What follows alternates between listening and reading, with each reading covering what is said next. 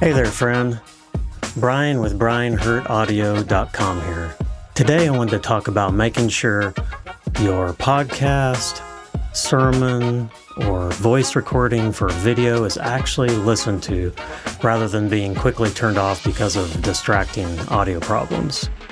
With these videos, I want to help you improve the overall sound of your podcast, sermon, or voice recording for videos so that it'll compare with professionally recorded audio. Of course, what will make the biggest difference is getting a good recording to start with. That would include things like recording in a quiet space with proper recording levels so you can overcome what's called the noise floor, and with a decent microphone using good microphone placement. There are many great resources out there to help you get a good recording from the start. You could just Google something like, "make my podcast recording better," and you'll find all kinds of great tips. But my videos are for those times when you have a decent recording for your podcast, sermon, or voice recording for video, but you can't go back and re-record it. I want to show you how you can improve those kind of recordings with some simple steps. So let's get started. So the three things we'll cover today are, number one, why is volume matching important? Number two, how do you actually do that? And number three, what tools do we need to do the volume matching? What tools do we need? So why is it important? What is it?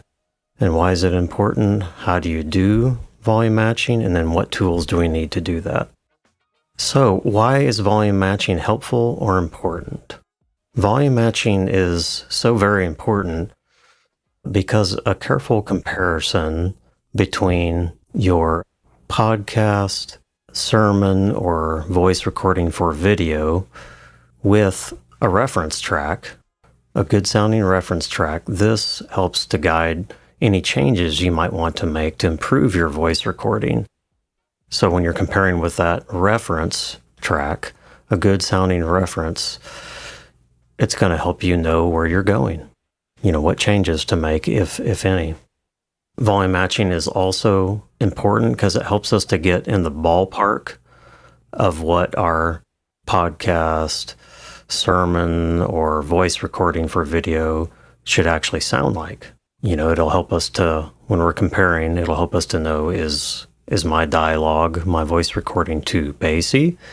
Is it too sibilant? Those kind of things. And finally, volume matching is so important because the human ear gets fooled by loudness. And so we need volume matching to make sure we're comparing apples to apples rather than apples to oranges. And what I mean by that is you can look up something called the Fletcher-Munson curves if you're interested. And that kind of explains the phenomenon.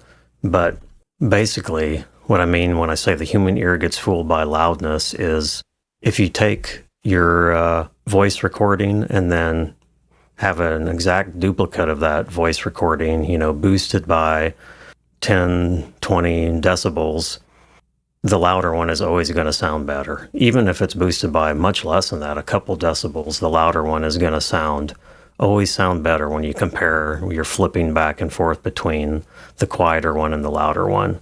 So our human ear gets fooled by that loudness. And with our reference track, it's going to be, you're going to use, I'll show you what to use here or what to look for, but our reference track is going to be louder typically than our voice recording because it's finished. It's already something that's already out there. So it's going to be louder. So it's going to sound better than our voice recording because it's louder. So we need to volume match so we can get over that problem with the human ear. The human ear is amazing, but that when we're not fooling it with loudness, then we can actually start making some judgment calls on what to do with our podcast or sermon or voice recording for video. And you can see here's my voice recording here. You can see if you look at this is the waveform of it compared to my reference track. You can just see this one is much taller, so that means it's louder. This one's much louder than this one here. Also, this one is stereo file, so it's got two, and this is mono here, so just one, not stereo. But it doesn't matter, these. So these are very similar, these two here, and doesn't have a lot of different stereo information. So you can, if you just compare one of these, like right here,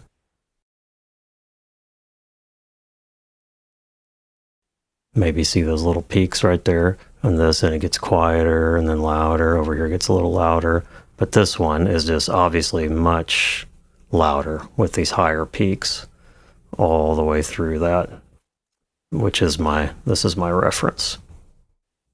Okay, moving on. We talked about why volume matching is important. Now, how do we actually do that? So how do we actually do the volume matching between your voice recording and a good sounding reference voice recording? And with this, you're going to need a DAW, which is what this is right here. This piece of software that you see my waveforms, my recordings, my voice recording, and then my reference in. That's a DAW, a digital audio workstation. My suggestion with this would be to try to use what you already have. You don't want to go out and get the newest, shiniest, most expensive DAW, or you don't need to. If you can, by all means, but I would encourage you to use what you have. On a Mac, you may have GarageBand. I think it's bundled with Macs, and that'd be perfectly fine to do this volume matching in.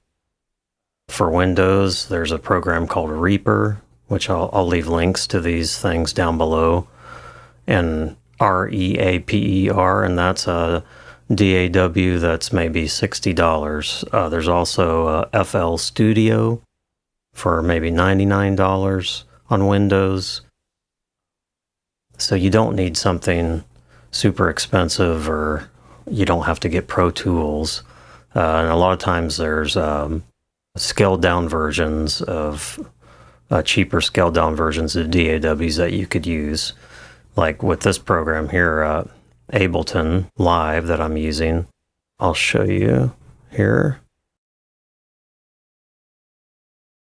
So I'm using Ableton Live 7, and they are now on maybe 10 or 11. So it just shows you I'm trying to, get my money's worth out of this.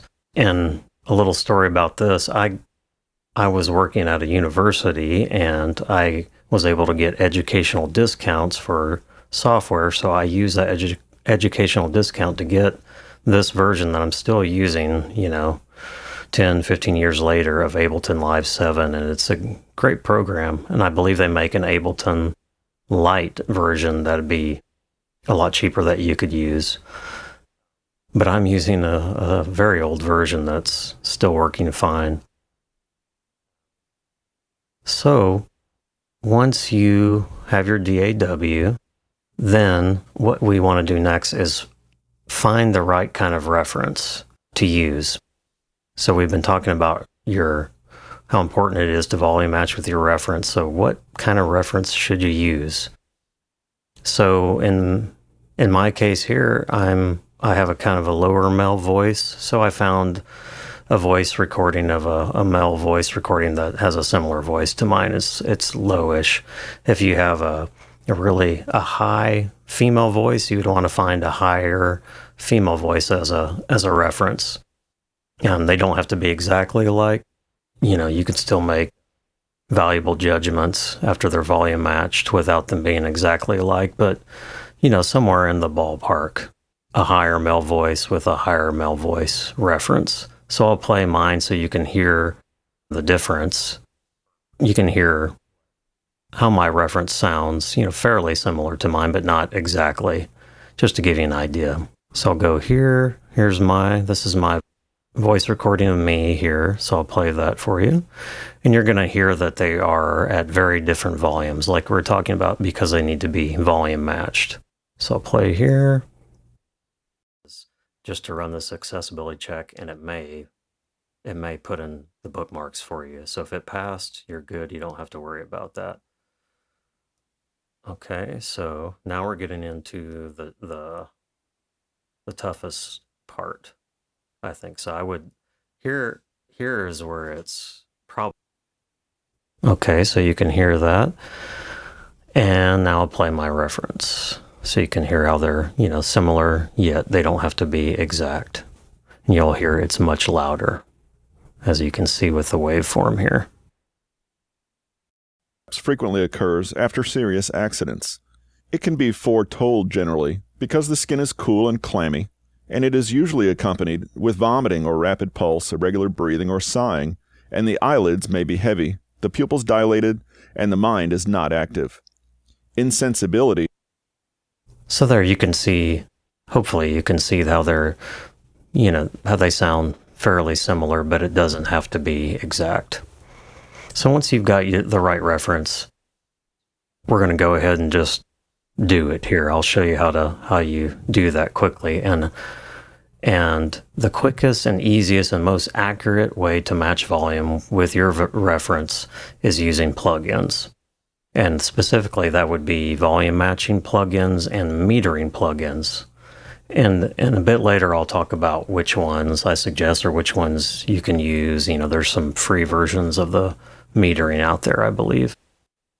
So let's go ahead and match the volume between these.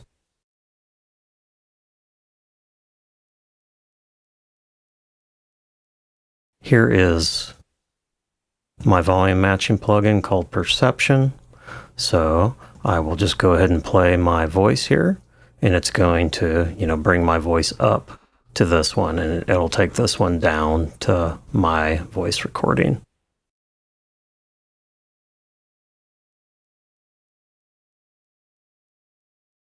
Okay, so now we're getting into the toughest part, I think. So I would here you can see here, once I hit that balance button after it processed or listened to the audio for a minute, you can see it gives you this warning. Warning, balancing will cause a gain increase of 13 dB. It is recommended that you decrease your monitor gain before continuing. So they're trying to save your ears there so you don't blast yourself out. So I'll say yes.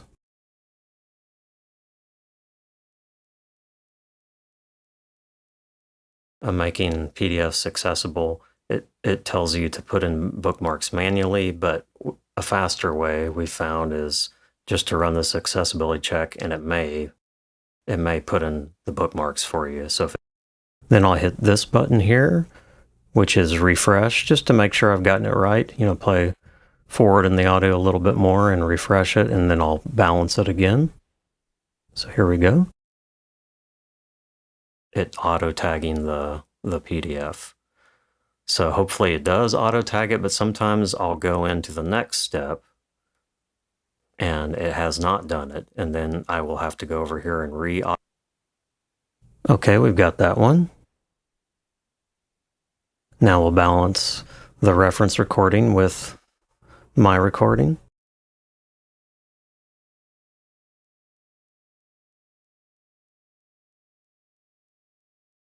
With vomiting or rapid pulse, irregular breathing, or sighing, and the eyelids may be heavy, the pupils dilated, and the mind is not active. Insensibility frequently accompanies a shock. Send for a surgeon or doctor immediately. Place the patient in a warm bed if possible, cover him with blankets, and allow his head to lie low. Remove all clothing, cutting it to save time. Wrap bandages around wounds or broken bones. Hot cloths or hot water bags or a hot brick wrapped in cloth should. Now we'll go and listen back to my recording, and they should be much, much closer. So let's have a listen. It may put in the bookmarks for you. So if it passed, you're good. You don't have to worry about that. Okay, so now we're getting into the toughest part, I think. So I would here is where it's probably the most important to save a copy. Now listening back to the reference. After serious accidents.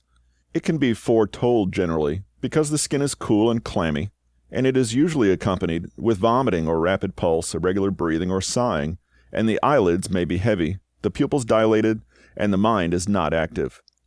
Insensibility frequently accompanies a shock. Send for a... Back to my audio. A different point in the audio over here. Here, it may be perfect. See, 7, it's going in order. 7, 8, 9, 10, 11, 12, 13, 14, 15, 16. If you're ever wondering about a section, you can click on it here and see what it's selecting. And that's in the order that we did on the rest of the page. So I think we're fine. We just leave the rest of the... Back to the reference. Serious accidents. It can be foretold generally because the skin is cool and clammy, and it is usually accompanied with vomiting or rapid pulse, irregular breathing, or sighing. Yeah, so they're much closer. I don't know if you could see the levels over here, but this one came up, this one came down. This is another view that I'll show you where you can see the levels. Okay, so we'll look at the levels on a different part of my DAW here to see the gain here, how they've gotten closer together. Here we go. Passed, you're good, you don't have to worry about that.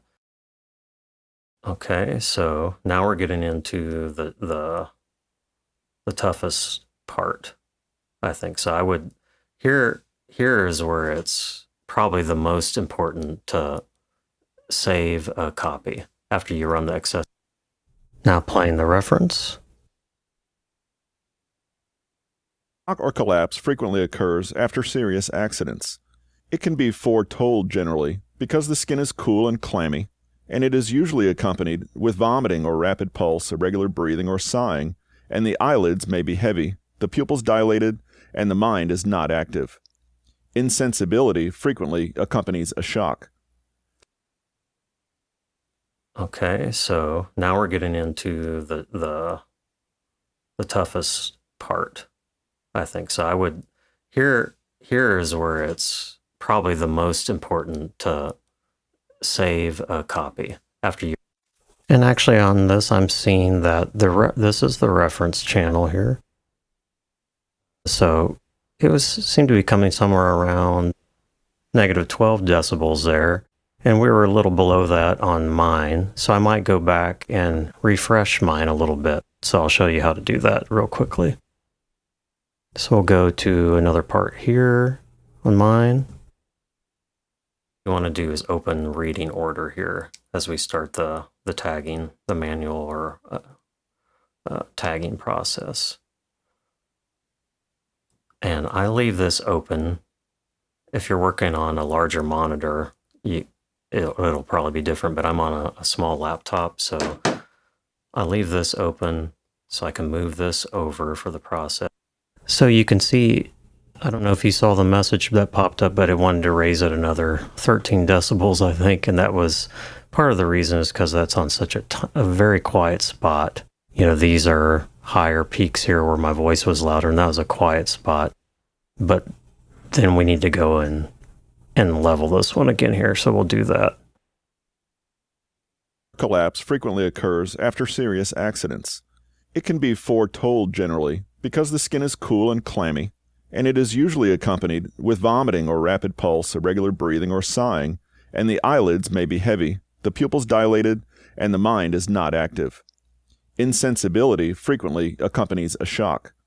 Send for a text all the way through the document where you have to start over, go back to an earlier one, or just manually tag the whole document. And sometimes this I don't know what Now, I went back a couple times back and forth and just to make sure, and I heard this go up here, so we'll look at the levels just right over here to see if they look closer.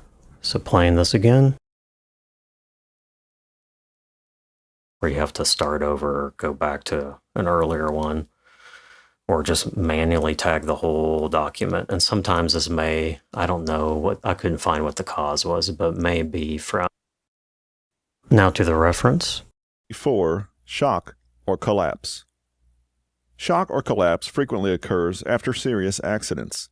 It can be foretold generally because the skin is cool and clammy, and it is usually accompanied with vomiting or rapid pulse, irregular breathing, or sighing, and the eyelids may be heavy, the pupils dilated, and the mind is not active. Insensibility frequently accompanies. You're good. You don't have to worry about that. Okay, so now we're getting into the toughest part, I think. So I would here is where it's probably the most important to save a copy. And so it was still looking, when I looked at the levels, this one still looked a little higher, but to my ears, which that's always the most important thing, to my ears, they're sounding roughly like they're balanced volume-wise. And that comes with experience. You can hear that. But this is where we get into our other plugin, the meter, which can help us to know for sure if this thing has done what it's supposed to do and match the volume. So here, I'll pull up my meter plugin. So here's my meter plugin. This is by Brainworks or Plugin Alliance. So let's go ahead and we'll play both my reference audio and then my actual voice recording. But we will play me first. We'll play my voice recording first, then the reference, and we'll look over here. You'll see several indicators on this meter, but we're going to look right here where my mouse is, on this left channel and on this right channel, and that is called RMS. And so what RMS is it gives us a more accurate look at the perceived loudness of the track of the recording for the average listener. There's also something that is more up to date that's being used called LUFS, LUFS, an LUFS meter, which is similar to RMS, but it takes into account human perception of sound even better than RMS does. But RMS will work just fine for us here. So we'll go ahead and look at the RMS levels. This outer one will be the peak levels, but that doesn't tell us as closely what we're gonna perceive, the human ear is gonna perceive as loudness. So let's go ahead and have a look to make sure our perception volume matching plugin did its job.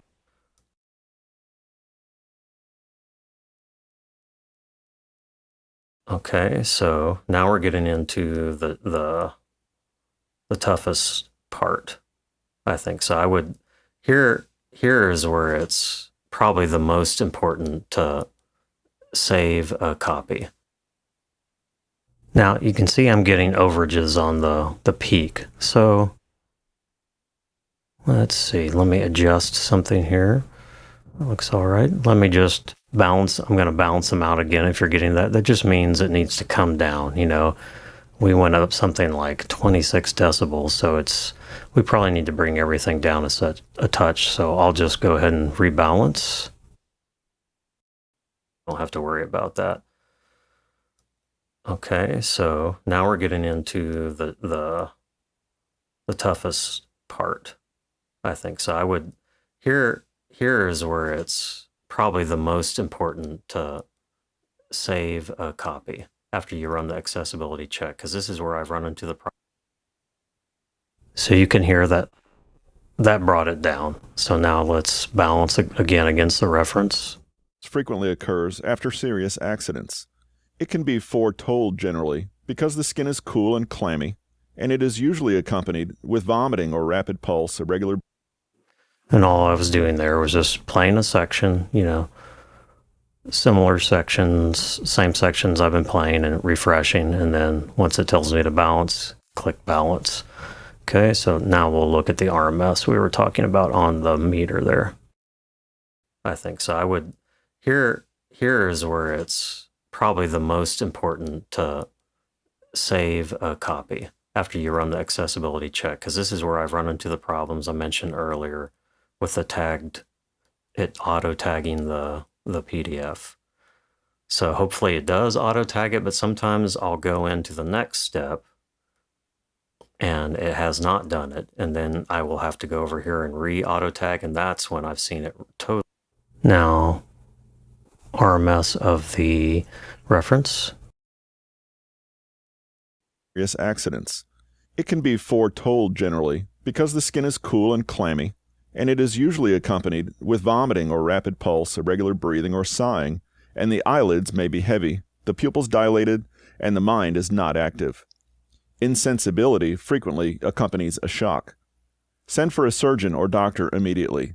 Place the patient in a warm bed if possible, cover him with blankets, and allow his head to lie low. Remove all clothing. Probably the most important to save a copy after you run the accessibility check, because this is where I've run into the problems I mentioned earlier with it auto tagging the PDF. So hopefully it does auto tag it, but sometimes I'll go into the next step and it has not done it. And then I will have to go over here and re-auto tag, and that's when I've seen it totally mess up. So what I was doing there was, you could see the RMS of this one was somewhere in the negative 24 dB range. It was peaking a bit higher. And I saw that the reference was a touch higher than that, so I was trying to balance them again. If you balance that at sections where it has a real high sudden peak, then it's going to think, oh, the whole thing is that loud. But it's actually, you can see it gets much quieter in spots. So, I'm trying to get kind of an average of things. So we'll look at those RMS levels again here.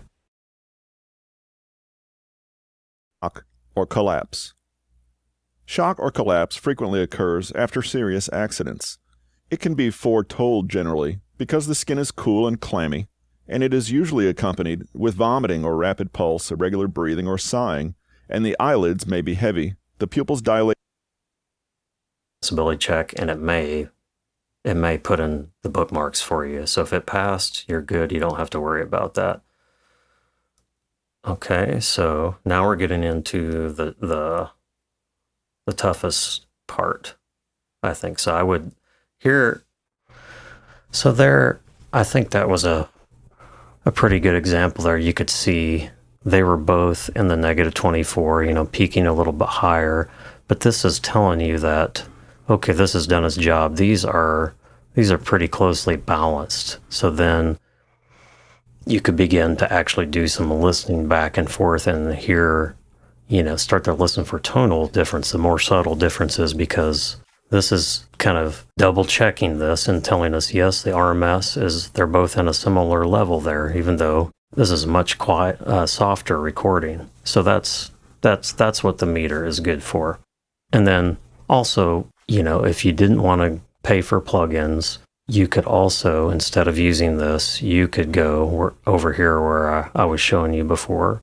On the DAW, you could actually go, this is the reference audio. You could pull that down, and my much quieter audio, you could pull that up until you just start hearing by ear or looking at your meters that they're close. You could do it that way.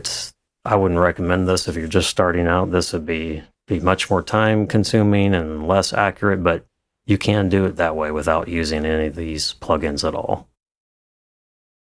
Okay, so now that we have figured out how to do volume matching with the plugins, we get to our final point, and that's what tools do you use?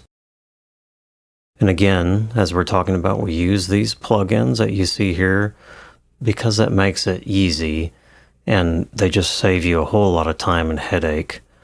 So they're so valuable when you're first learning to listen and compare between your voice recording and your reference recording. So I highly recommend them.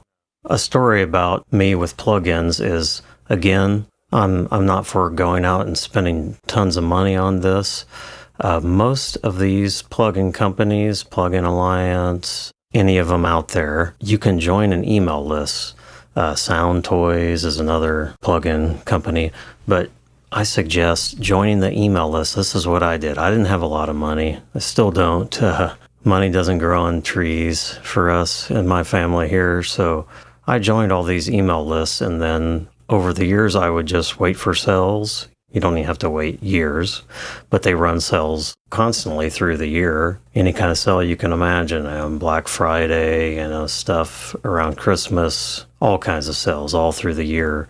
And joining these email lists, a lot of times you can get things for a really deep discount. So that's what I did. And over the years, I collected all these different plugins that I'm using for audio production work.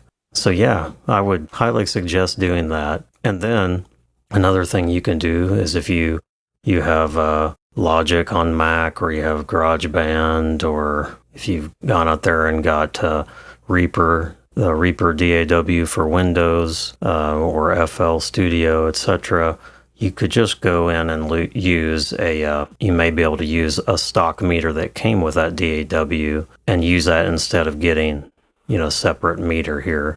This one is helpful, because it has all this different information, even more than I've gone over on this video. But you could use your stock meter instead of a meter to save money. Maybe they have one that has RMS on it, because I would suggest looking at that over the peaks. The RMS is really what's going to tell you if your volume matching plugin has gotten you in the ballpark, or if you're just volume matching by ear with your volume sliders, like we looked at before with these guys here, sliding them up and down. Then if you had your meter, then you could check your RMS and see if you're close, And of course, using your ears will tell you more than any of this. So always trust your ears. So those are the tools that we use. And the reason we're using them, again, is because it keeps our ears from being fooled by the loudness issue that human hearing is subject to, that we went over earlier. And when you overcome that loudness issue, and these are matched with your plugin, then you can start to hear those small differences that you weren't hearing before, and that'll guide your changes, your EQing changes that you'll do to your voice recording to make it sound better, to get it sounding to that professional level, close to comparing to professional vocal recordings out there, voice recordings. Again, you could just opt to use your volume slider instead of using a volume matching plugin. If you're just starting out, I wouldn't recommend that, because it's just much more difficult when you're starting out, and this will do that for you. And then you'll begin to hear like, okay, that's what volume matched tracks sound like. And then you'll start to be able to do it with the volume sliders yourself, if you don't have your plugin handy. But I would recommend getting some kind of volume matching plugin to start with. And down the road, it's much trickier to match a full mix where you have all the different instruments. That's trickier to match than just a voice by ear. So this plugin becomes even more valuable for that if you get into needing to check your mix against a reference mix. So the plugins I'm using are Perception. You can see here it's an older version. It's made by Meter Plugs as the company. I don't think they make this version anymore, but they do make a new version called Perception AB that I'm sure does all this and more that they've released pretty recently. So that's out there. There's another volume matching plugin called Adapter Audio Metric AB, which I can put down in the links below. But this is overkill for volume matching. It does volume matching, but it does a whole bunch of other things. That's more for mastering work. So I wouldn't say, and I think it's more expensive than Perception AB. But yeah, I would get on the mailing list for Meter Plugs or for Ian Shepard, whose name is on this plugin, who made this plugin, and get on their mailing list for when they run sales on that.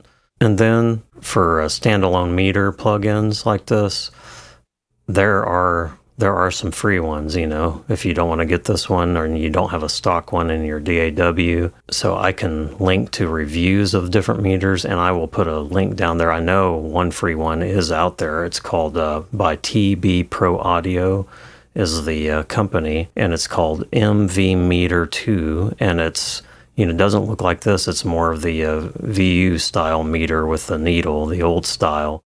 It's got RMS, they say, so it's a free one, and you can measure RMS with that free one. And I think it even mentioned something about gain matching. I don't know if that's exactly the same as this volume matching, but it may be. There may be a way to actually, it may kill two birds with one stone. It may have, something similar to this volume matching and the metering that you need. So yeah, the link for that is below to MV Meter 2, which looks like a really nice third option.